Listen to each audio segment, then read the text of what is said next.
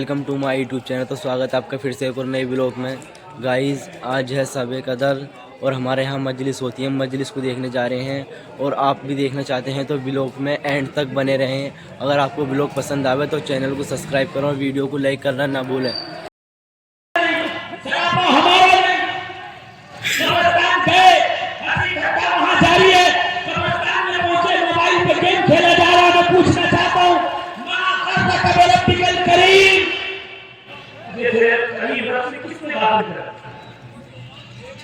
ये लड़ने के लिए कभी सोचा? कभी पूरे दिन का ख्याल आता है मां के रब की बात का हमें जाना है? तो गुलाम नहीं होता जिसको गुलामी का एहसास ना हो। बंदा कैसे हो सकता है जिसको अपनी अब्दियत का एहसास ना हो, बंदगी का एहसास?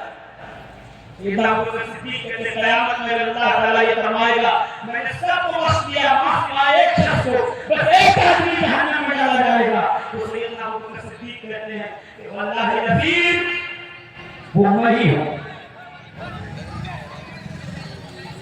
ये वो है सबके वो के सहाबा।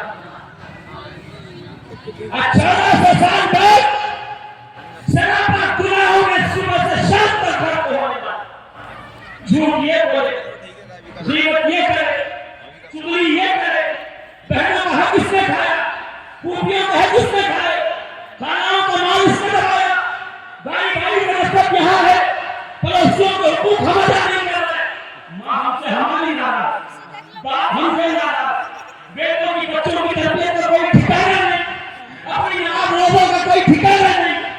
साहब मुसलमान मेरी उम्मत में एक जमाना ऐसा भी आएगा ला यब्किल इस्लाम इल्ला इसमुहु ला यब्किल कुरान इल्ला इसमुहु। न इस्लाम बचेगा न कुरान बचेगा। अगर कहेगा तो सिर्फ नाम का मुसलमान, सिर्फ नाम की कोई हमारा हाल हो गया। नाम क्या अब्दुल्ला, क्यों गोश्त खा रहे? नाम क्या है अब्दुल रहमान, वजह क्या है? मुसलमान ने ही नाम रखा गया। मुसलमान वाले कौन से नाम?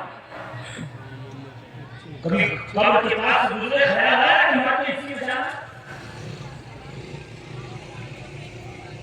एक अगर आईपीएस का कहते हैं आईएएस का इम्तिहान हो, आईपीएस का इम्तिहान हो, अरे 10वीं का इम्तिहान हो, बच्चे चौथी पांचवी छठी में पढ़ते हैं, मैं देखता हूँ माँ को बाप को भाई बहन को पढ़ाते कल इम्तिहान है प्यारे इस इम्तिहान में 10 बार भी फेल होगा फिर चांस दिया जाएगा ताकि कामयाब हो सके। खुदा की कसम अगर कब्र के इम्तिहान में एक बार फेल हो गया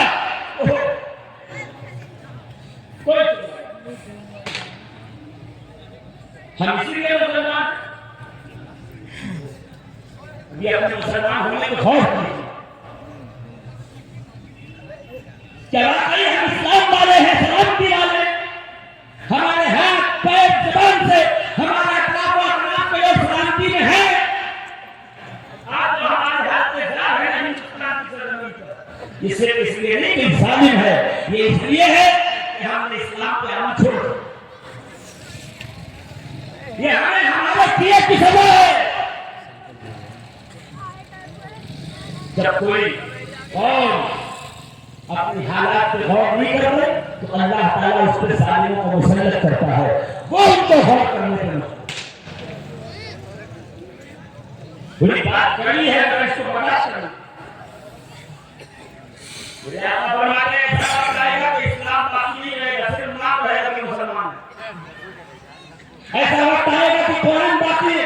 कितने लोग हैं जिन्होंने पूरे साल में एक कुरान खत्म किया?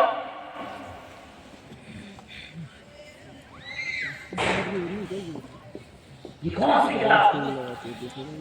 ये हिस्ट्री की किताब समझ रहे हैं आप? ये ज्योग्राफी की किताब है, ये लैंग्वेज की किताब है जिसे पढ़ के छोड़ दिया। मेरे नौजवान, मेरे अजीज जिनसे कुरान मदरसे में खत्म किया, रमजान के अलावा पूरे साल में कभी कुरान उठा के देखता है। जबकि किताब हयात थी, किताब जिंदगी थी। लागत भी मलायाम से इल्ला की किताब मुबीन, हर खुश का तर अल्लाह ने किताब मुबीन में रख दिया है। सब जिक्र कुरान में कर दिया।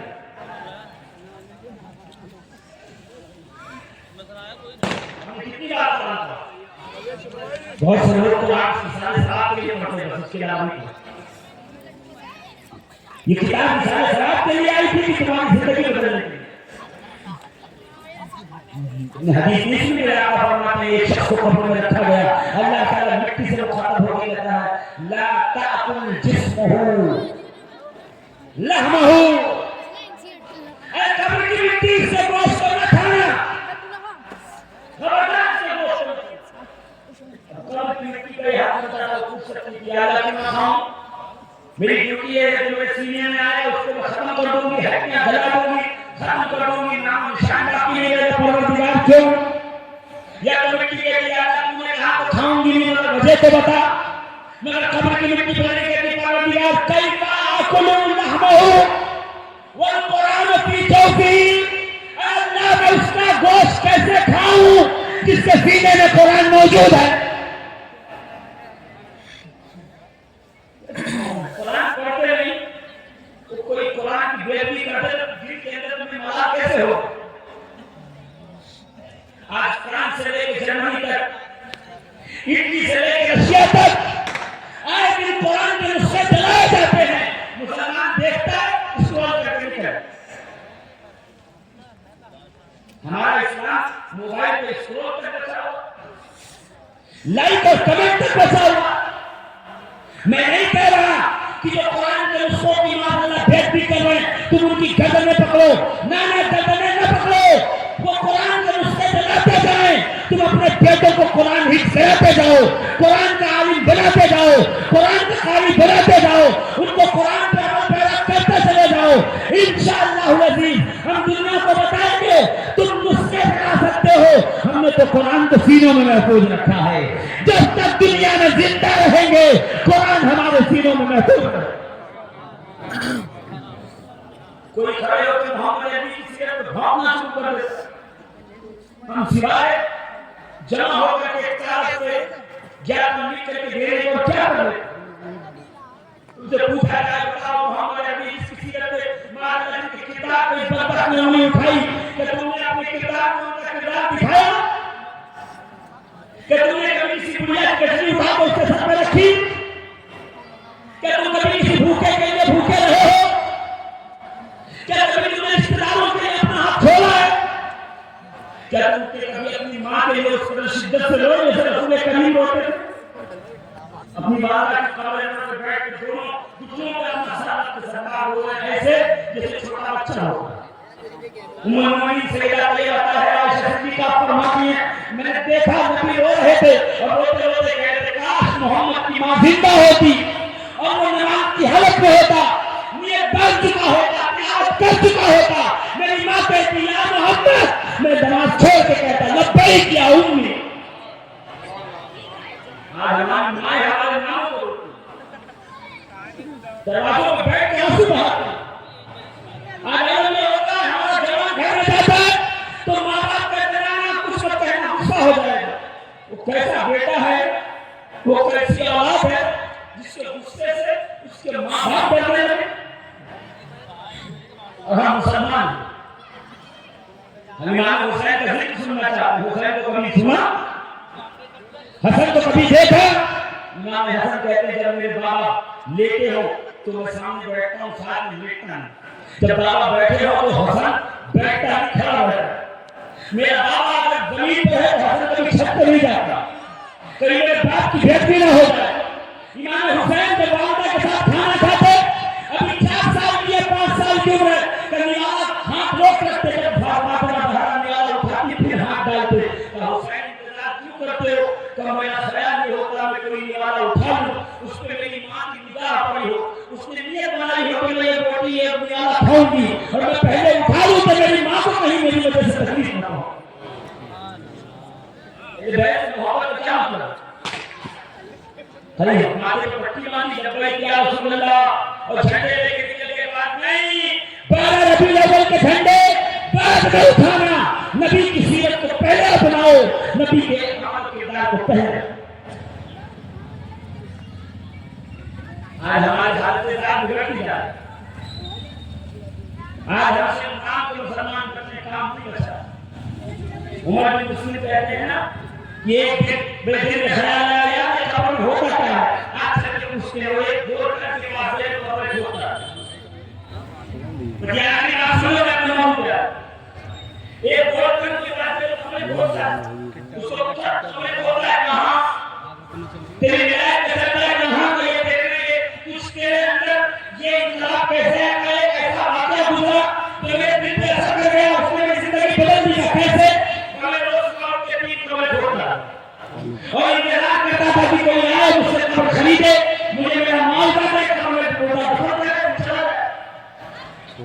एक दिन में गया मैंने एक कब्र खोली दूसरी कब्र खोली तीसरी खोलने लगा तो मुझे उसमें आग की तरह शामिल है जब मैं सोचने लगा मैं बहुत घबराया जल्दी जल्दी कब्र खोली और एक कमरा तैयार उसकी छांव में बैठ गया जहां के इंतजार में कोई आए कब्र खोल खरीदे तब मैंने देखा कि चार लोग एक मैयत अपने कांधे पे ले गया हां मैं वहां बैठा हुआ था मैंने देखा कि आसमान से दो बुजुर्ग उतरे हैं सवारियों पर और तीनों कब्रों के सामने खड़े हो गए कहने लगे ये पहली कब्र है इसको 12 मील चौड़ी 12 मील लंबी यानी दाएं बाएं आगे पीछे से 12 मील लंबी चौड़ी कर दो वसी कर दो फिर दूसरी कब्र के पास आएगा उसको इससे हटे निकाल के चार से निकाल और वहां से लंबी चौड़ी कर दो और तीसरी कब्र के पास आएगा तो सुनो इसे इतना यानी अंगूठे और शहादत उन्होंने का इतना छोटा कर दो चारों तरफ से दाएं बाएं से भी कब्र दबाती है ऊपर नीचे से भी कब्र दबाती है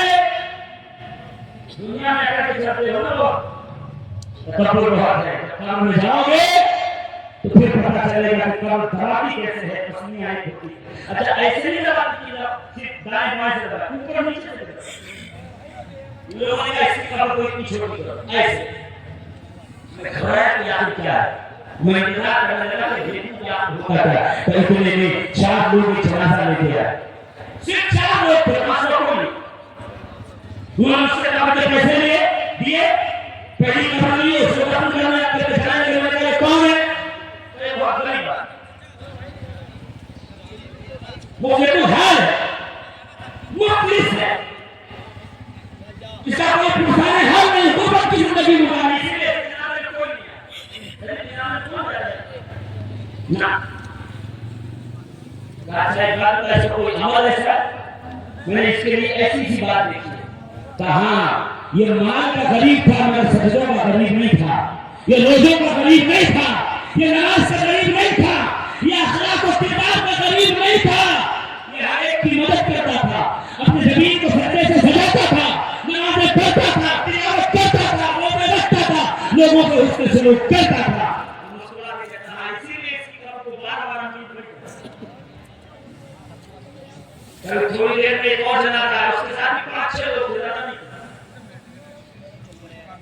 पैसा दिया कब्र खरीदी कब्र में उसको दफन किया जाएगा ये कौन है हम नहीं जानते कौन है तो साथ आदमी था सफर करते करते रास्ते में मर गया हम मुसलमान जानते सबसे इसको ला के दफन में चंदा करके तो हमने कफन नहीं चला और जिससे भी कोई बहुत मालदार नहीं लगता उन्होंने कहा होगा कोई नेकी होगा इसके लिए अल्लाह ने ये रियायत दी है और सिर्फ शहीद भी है मुसाफिर आदमी मर जाए शहीद हो तीसरी कब्र का कहते जनाजा आया इतना बड़ा जनाजा कभी देखा है इतना बड़ा आगे पीछे लोग जनाजे पे चादर बनी हुई है मखमल की लोग इर्द गिर्द हैं और जो है कलमे शहादत पढ़ते हुए तशरीफ ला रहे हैं आगे पे पैसा दिया खरीदा तीसरी कब्र में दफन करने लगे दफन करके जाने लगे उसके बाद पूछा ये कौन है क्या ये फला अमीर की बीवी है उसकी बेटा है क्या इसका किरदार बताओ कैसा था इसलिए कि मैंने इसके लिए ये देखा है तो लोग कहने लगे पैसा तो बहुत था माल तो बहुत था मगर इसके पास किरदार नहीं था अफ्कार नहीं थे नमाजें नहीं थी रोजे नहीं थे अपनी इज्जत का ख्याल नहीं करती थी अपने शौहर से हमेशा बुराइयां करती थी लोगों पर निगाही करती थी खैर के काम नहीं करती बच्चों की परवरिश अच्छी नहीं की है मैं समझ गया इसकी बदआमली की वजह से इसमें कब्र कर आज हमारा हाल क्या तीनों में से किस कैटेगरी में हम बिलोंग करते हैं बताइए हमारा किरदार बहुत अच्छा जवान हो गए हमको अभी तक हुस्न और और वजन के फराइज में निकला जवानी की दहलीज से घुमा